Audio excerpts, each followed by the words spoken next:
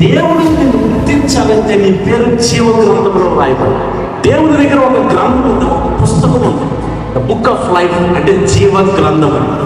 ప్రకటన గ్రంథంలో ఏమి రాయబడిందంటే, ఎవరిని పేరైనను జీవ గ్రంథంలో రాయబడినట్టు కనబడని ఎడలా వాడు అగ్నిగుండంలో పడవేయ. జీవ గ్రంథంలో నీ పేరు రాయబడితే దేవుడు నేను గుర్తించినట్టు, దేవుడు నేను ఎరిగినట్టు. అసలు ఎంత గొప్ప భాగ్యం అండి.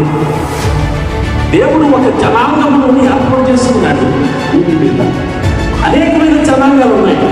ఒక జనాంగాన్ని ఏర్పాటు చేసుకున్నాడు. ఆ జనాంగం ఎవరంటే ఇశ్రాయేలు.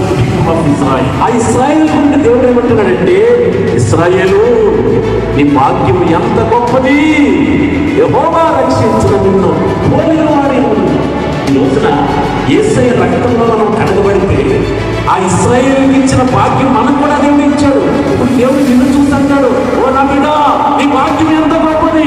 ఈ లోకంలో మనము యేసు ప్రభు